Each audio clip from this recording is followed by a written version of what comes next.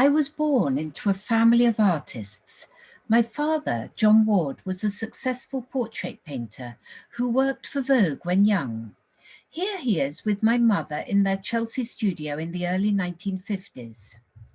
Their life might have been elegant, but when their first baby arrived, they were quite unable to cope.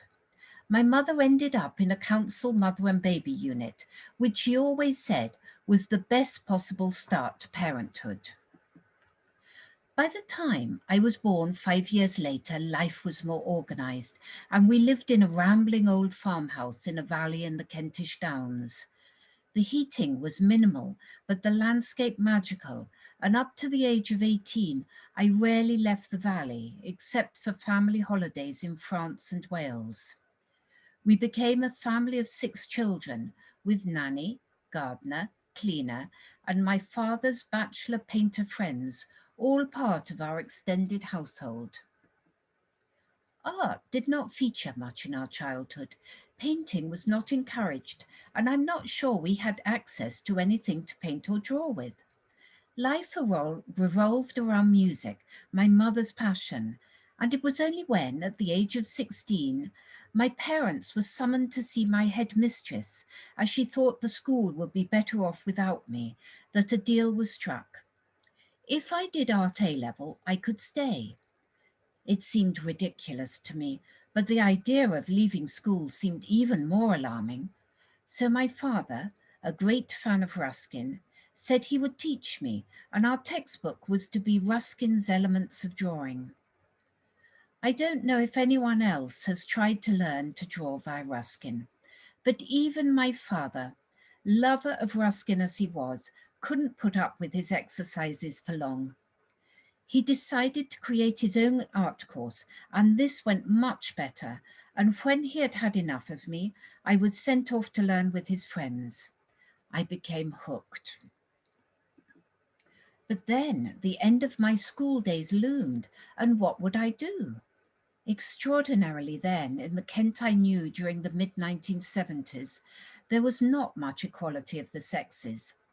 Money was spent on my brother's education, but not on that of my sister and myself.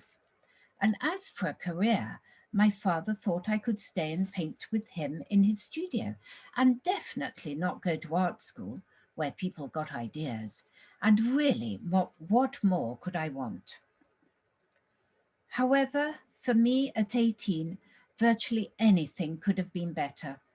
I felt isolated, alone in his studio, thinking of all of my friends having fun at university, and applied in secret to study history at University College London, thinking, being in London, I could somehow or another keep my drawing going.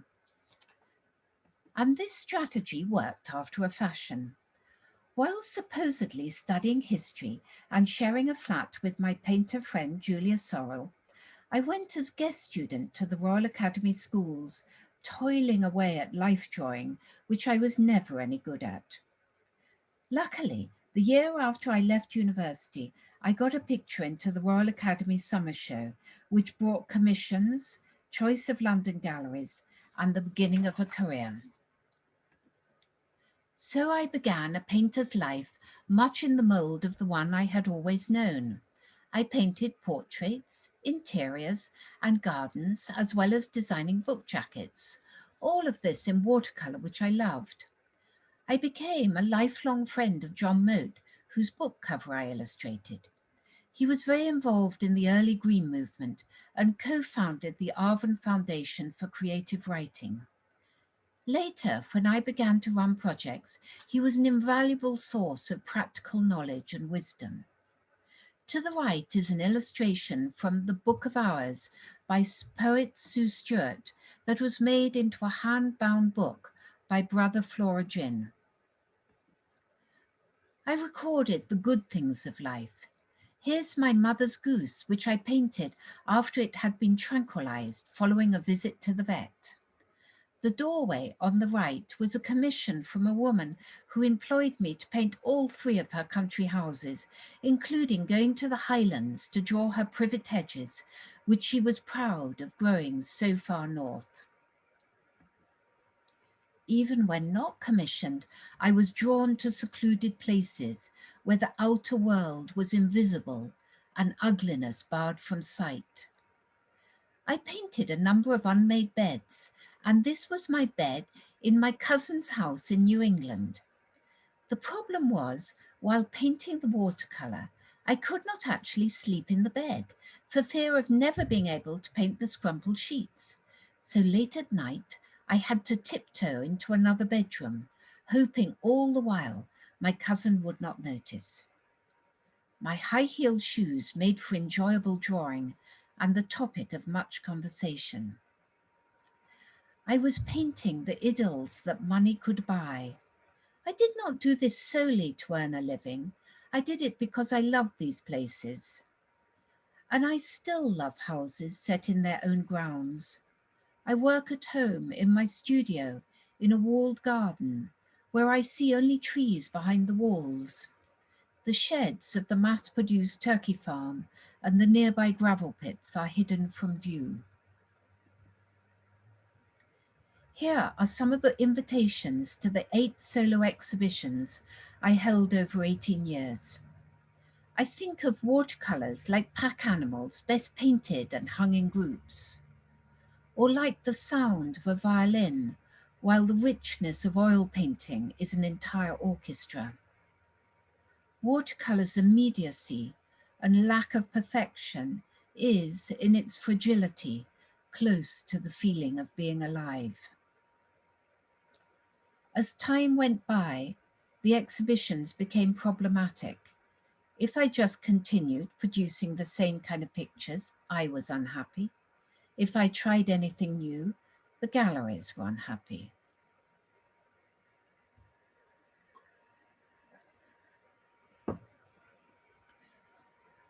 By my early 30s, I was restive. I heard about young artists painting huge murals in Glasgow and thinking how more interesting that seemed. Newly married, I went to live with my husband James, a parish priest, in Blackbird Leys, a housing estate on the edge of Oxford. It was an estate that was to become infamous for its joyriding and rioting. It was the other side of Oxford, the estate supposedly too dangerous to visit, where no one wanted to be. Our house was of grey concrete brick, modernist, with poor quality fittings. It was an architectural hair shirt. For a while, I continued going off painting in country houses and making watercolours for exhibitions. I made a series of drawings of the wardrobe room at the Royal Opera House and then became artist in residence at nearby Garsington Opera. But this all seemed to be making increasingly little sense as I took my 2 small daughters, Sophia and Iona, for walks around the estate. Why was I not making art for this environment, which had none, instead of producing yet another painting for a spare bedroom for someone living in an already beautifully furnished house? So I painted a mural for the entrance hall in my husband's church. It was a nativity set on a bench in the park in the middle of the estate. At a time when rough estates were depicted as grim, dark places where the sun never shone, I painted a sunny day with the 3 magi in academic robes and the Carly car factory faintly outlined in the background on the left. The predella beneath includes Jonah and the whale, a baptism, and a Eucharistic still life, except I never managed to add the wheat. I began to draw portraits of people living on the estate, some of which sold in London galleries. And here is Vianne, Solomon, Elsie, Bernadine, Enid, and Jill.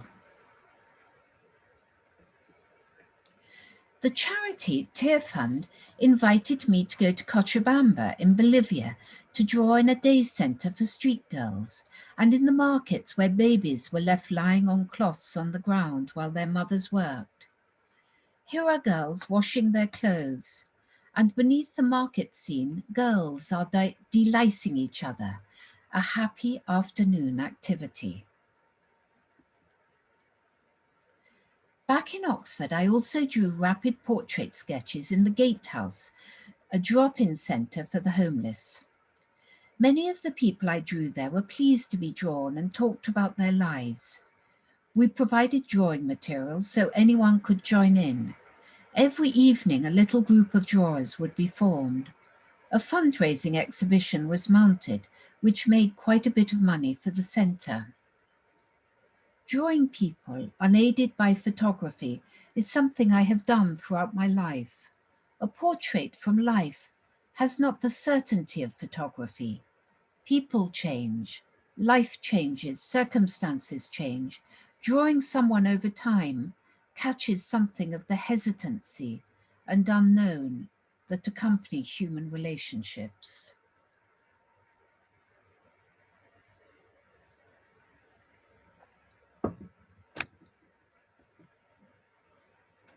At the same time, I set up a community arts project in Blackbird Leys with a mosaicist friend, Claire Goodall.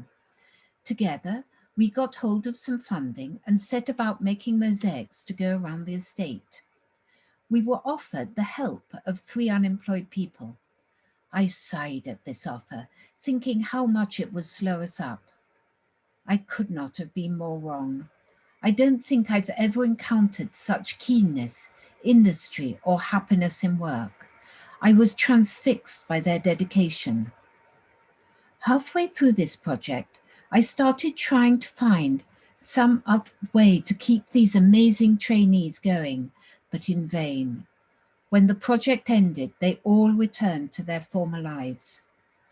I found it traumatic, but not, I think, as traumatic as they did. I vowed that in the future, projects would be less exciting, less intense, longer term, and with warnings throughout that it would lead to nothing except for the pleasure of the activities themselves, and always to have a follow-on so that people were not dumped at the end of the course.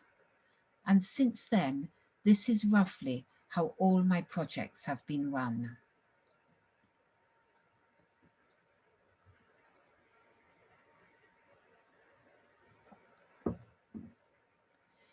In 2002 came an opportunity for our family to live in Romania for 3 years. James was offered a job and I still, just about, had a gallery in London.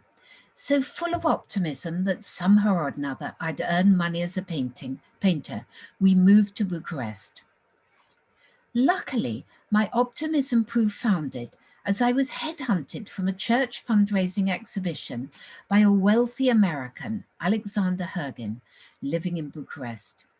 He bought half my pictures from the show and then, after a 6-minute conversation, asked if I wanted a job setting up an art centre. I would get a small salary for painting half the week and setting up an art centre the other half. My new patron was originally Romanian, his family fleeing communism after the Second World War. In the 1990s, already rich, he returned to Bucharest to make a second fortune. In his spare moments, he supported what seemed to be an entire generation of young artists. Every morning he went to a bank, which people said existed in all its 12 stories, just to finance his businesses. He was quite a philanthropist, funding scholarships and institutions, but in addition, each day he collected 2,000 euros to give away in cash. In a city alive with gossip and where money was in short supply, this meant crowds of people wanting to get to this enigmatic man in his office festooned with contemporary Romanian art. It was an advantage to be a woman, and I quickly learnt that in order to get the newly growing art centre financed, it was a good idea to dress entirely in pink and be seen to be reading 19th century novels in his waiting room. I could usually jump the queues that were a mixture of exasperated engineers and accountants forced to wait while their boss had long conversations about abstruse aspects of painting, or impoverished people up from the country with long and painful stories. Immediately from day one, I felt at home in this job. Why? I do not know, as it was something I had absolutely no experience of. I started with a computer, an international phone line, and an assistant, Valentine. To begin with, we only had one chair, so our first job was to steal a second from another office. Once equipped with a chair that was wholly mine, I put upon my friends back in England to get all the help I could to set up this centre, and thanks to their generous giving of knowledge, I managed it. To help, I employed a young icon and fresco painter, Tatiana Nikita, to whom, once on the company payroll, I gave a 6-month sabbatical to finish work for an exhibition.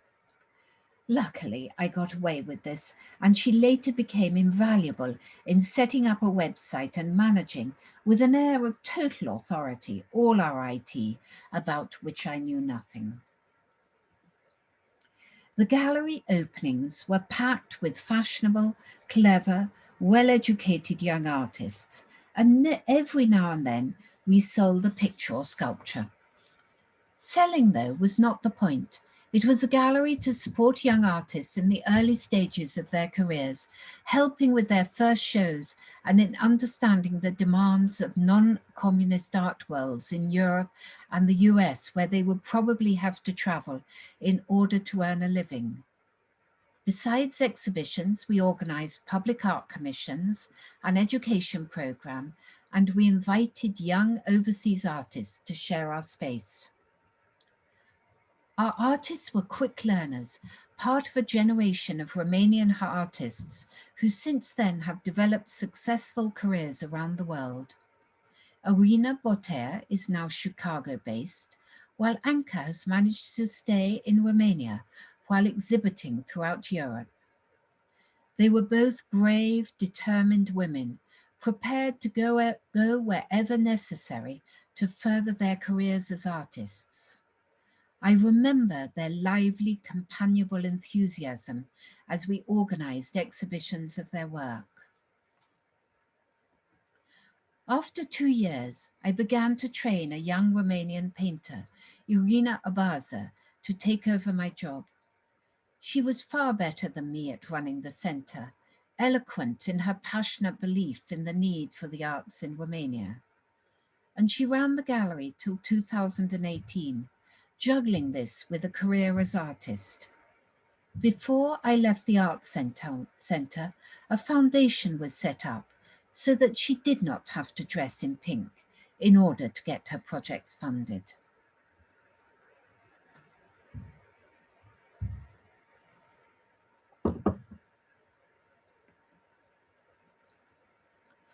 In Bucharest, when not running the gallery, I drew in a children's hospice, Sfânta Margarita, where children whose parents could not look after them lived out their short lives, curtailed by the most severe congenital conditions. I remember the unnatural quiet of the institutional rooms, lined with cots, where children lay, scarcely moving, and Camellia here, with whom it was impossible to make eye contact. The staff told me my drawings were sometimes the only records they had of children, and asked for one to hang in their office.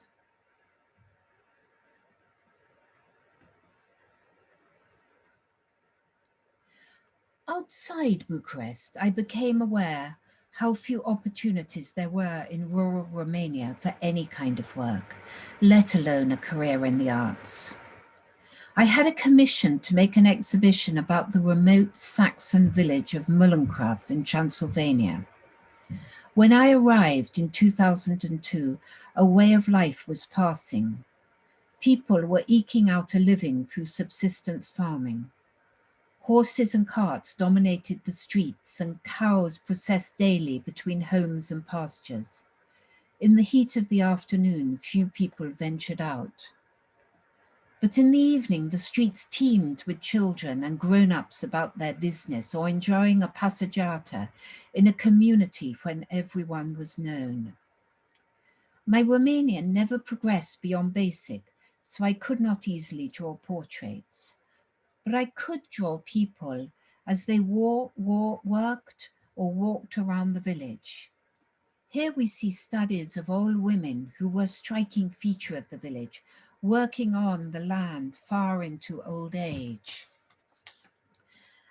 As I came to know some of the women, I drew inside their houses. Here on the left we have Martha, who the village treated as a disgrace. Why would I have anything to do with her and her 7 children? Old village ladies kept asking me. Bianca was another disgrace, a Roma woman married to a basket maker who lived on the edge of the village in a poor shack, notable for the huge holes in its walls. She had 15 children. To the right is her youngest child asleep.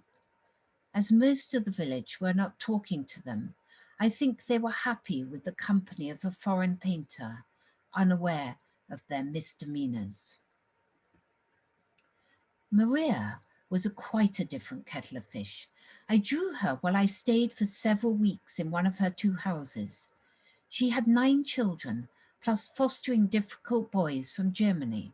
Here she is making bread in her outdoor kitchen, while on the right are 2 of her sheep's fleeces hung out to dry. She was omnicompetent. She wove elaborate tablecloths, made her husband's waistcoats, spinning, weaving, and tailoring, using wool from her herd of sheep. Ahead of time, she had made all her daughters' trousseaux.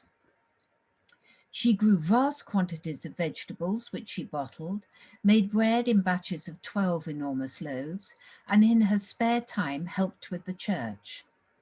Yet she was never tired or in a hurry, knowing exactly how long every task would take and how much could be accomplished each day. Despite poverty, in parts of rural Romania, creativity seemed to be both valued and enjoyed. Some way outside the village, I discovered this extraordinary structure of wood assembled for the charcoal burner's fire. Many shepherds prided themselves on making their sheep pens and cheese huts unique, while PhDs were written on the design of pigsties and hen houses. I made another exhibition about New Year masquerades in Moldavia, where people dressed up in costumes to process around their villages, making music and misbehaving. I first came across this in the Bucharest metro when I heard a band of players dressed in animal costumes playing the most haunting folk music. I discovered from a Moldavian taxi driver that they were Roma, who, he said, had stolen their traditions in order to make money.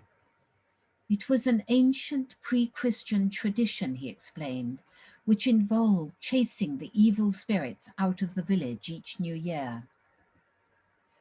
An anthropologist from the British Museum had a different take, arguing that it was the only way that young people could get together in an otherwise strictly regulated society, where old women watch fanatically every movement of the young. In the dark hours of winter, both men and women, with no outside work to be done, made the fantastical costumes.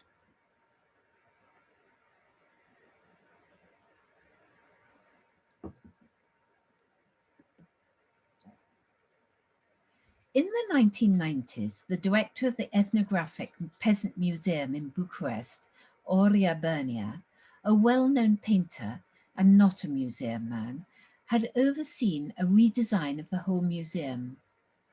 Not only were there no contemporary graphics, but the walls were hand-painted and the dummies displaying costumes handmade. Each museum piece, be it bowl, woodwork, or textile, was made by country people as part of their way of life. They were presented with the same focus and care as a work by a famous artist.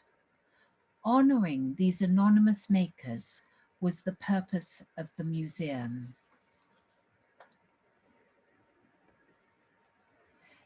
In 2002, when we returned to the UK to live in Newham, I spent the first 2 years still working on the Romanian drawings with British Council exhibitions in Cebu and Luxembourg, and in London at the Romanian Cultural Institute.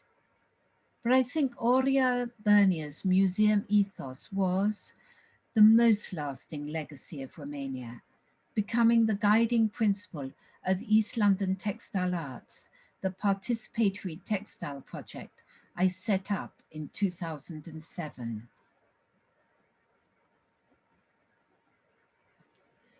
Newham was, in many ways, a bigger jump from Bucharest than the move from Oxford to Romania. When we arrived, we were hit by the colour of the streets, the shops flowing onto pavements, the South Asian clothes and piles of sparkling textiles. Vegetable stalls in local markets were interspersed by tiny tailors' shops, and we watched huge Sikh and Hindu processions from our upstairs windows. If I had remained only painting, I would have felt estranged from the world around me. I have to admit, beginning Elta, knowing only about 3 embroidery stitches. At first, my only hope of keeping it going was to find out who in any group knew how to embroider and getting them to teach the rest of the group. Somehow we got through the first couple of terms, and then 2 people arrived who turned the project around.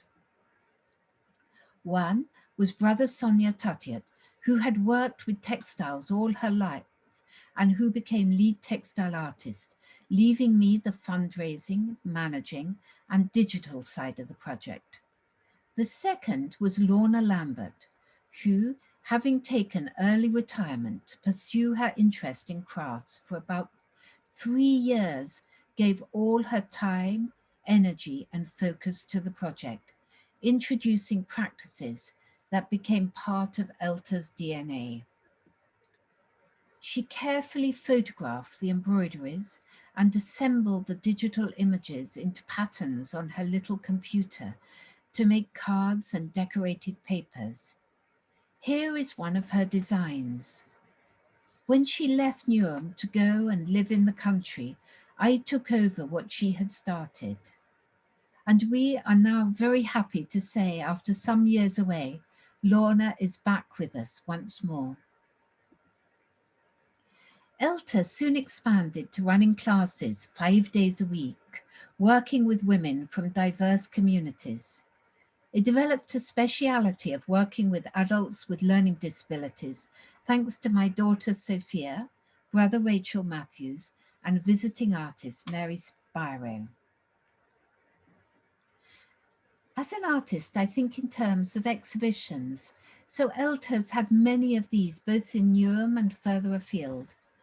The Newham map illustrated here was designed by Sonia Tatiat, who drew a map of the borough, divided it into squares, which she handed out to people to embroider just how they pleased, and then assembled all the squares to make a quilted hanging, which became the centerpiece of our first exhibition at St. Martin in the Fields. From it, we made a printed fabric, from which was made a kimono, with decorated papers and cards following, that have become Elta classics. This Ganesha, surrounded by English wildflowers, was also shown at St. Martin in the Fields and was made by the textile group of St. Barnabas Church with women of other faiths and a Tamil women's group. The invitation on the right was for our exhibition, Deities, Beasts and Beauty, held at the Hellenic Centre, where people had great fun depicting the mythic beasts. This gowlishness was again centre stage when we came to do a dental project.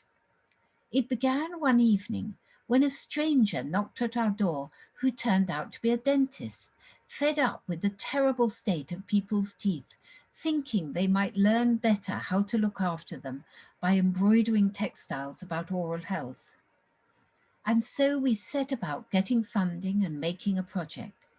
We made a tooth witch with teeth hung around her neck.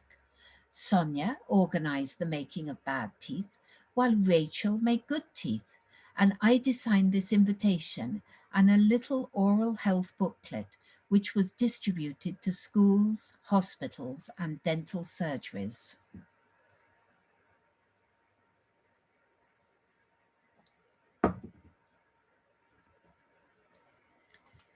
Elta developed a distinctive ethos, rarely making crafts for the home, as most participants preferred being involved in exhibitions. Textile projects are collaborative, and I'm always aware that Sonia, as a violinist with years of experience playing in string quartets, brought her deep knowledge of collaboration to Elta. Elta is not about earning money or training people to go into the rag trade. Whether some of our participants have come from that background and now want to make their own decisions, not follow a designer's instructions. As participants became more skilled, we make each project a development from what has gone before. More advanced classes, close to home and free of charge, do not exist, so we all learn together. We have been making puppets for some while. This began as a way of showing off fine stitching. Then we couldn't resist developing their dramatic nature. At the Watts Gallery, they were used in a play by adults with learning disabilities, and we use for them for illustrating our booklets. On the bottom right of the screen are two giant puppets, Cameron the Cruel and Hunt the Rat, made for Save the NHS March. Luckily, a campaigning group asked to borrow the puppets for another march and accepted our offer of keeping them as they were quite a problem to store. Embroidery has benefited from the digital revolution. All the time and energy that go into a few square inches of textile can now be captured digitally, put onto social media, turned into cards, and through Photoshop made into patterns that can be printed onto paper and textiles or used as illustrations for books. The initial effort now reaps much greater rewards. Here are some of the booklets of Elta work produced over the years. Sonia and I are both fascinated in making the final works of art out of everyone's contributions. This is an art form in itself, which I now do digitally, and Sonia in textiles. The final piece should proudly display the individual identities of all participants and be assembled so each contribution enhances everyone else's, yet still creating a unified work of art. I fear this account of Elta is partial and lacks an overview. I cannot write about it as I have my early years, being still too closely connected with something that has filled much of my life for over 13 years, involving hundreds of people. I've started to write a history, so with time, a fuller account of the project will be made.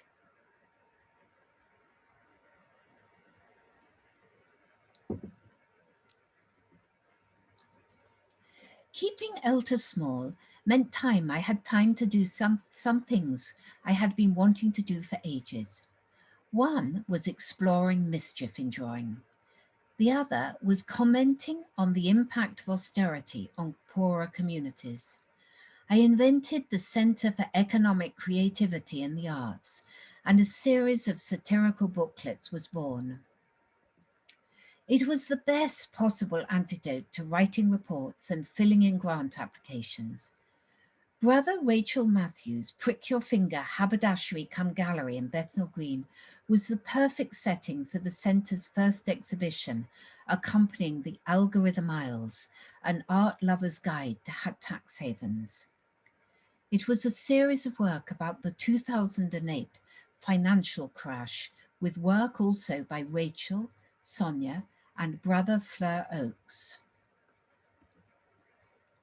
After this beginning came the Epic of Brexit and Pests in My Garden, an allegory about Trump. The Brexit booklet derived from gargoyles and wood carving in Winchester Cathedral. For Trump, inspired by my gardening tome, Pests, Disorders, and Diseases, I used insects whose forms are a constant source of wonder to me. I made use of their colourful names, which with only minimal changes resulted in the wage cutter bee and spin doctor spider. I could not resist making decorated papers. Here is one with Boris Johnson and Michael Gove. The griffins and surrounding decoration are taken from the fabulous medieval wood carving in Winchester Cathedral Choir. And here is Michael Gove again, his face is so good to draw, with Nigel Farage and a Putin rat surrounded by ivy.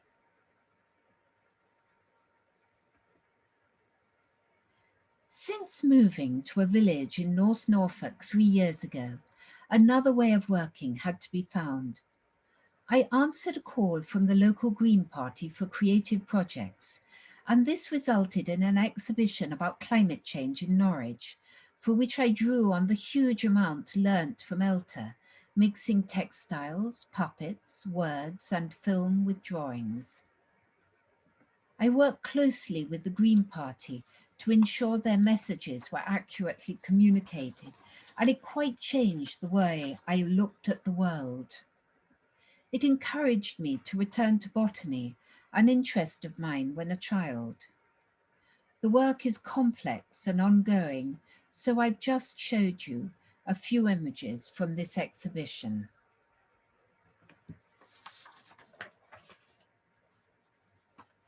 Easier to talk about is my new hobby of mural painting.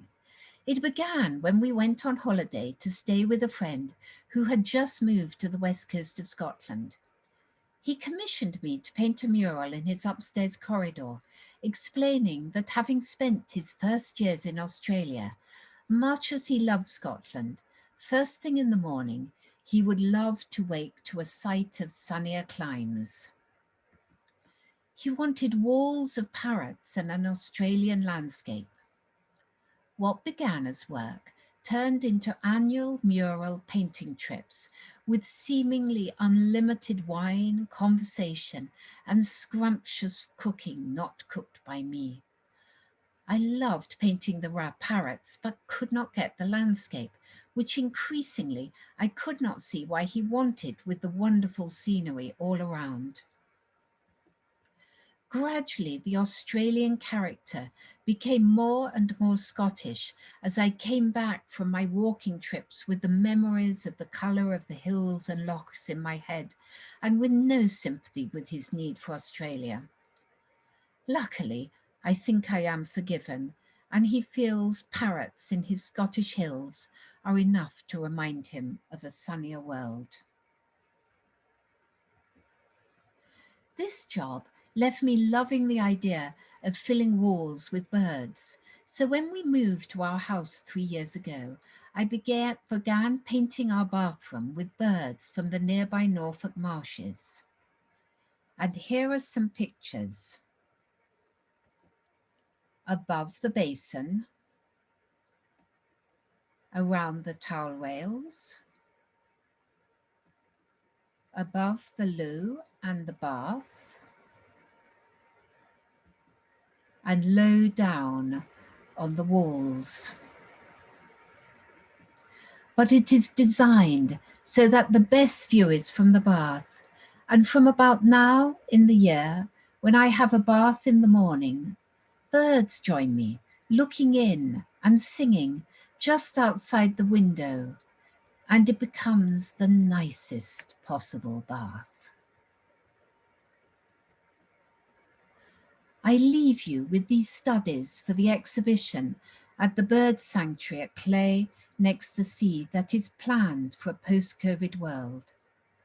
I hope a whole new world of making will appear, and I look forward to where it might lead. Thank you.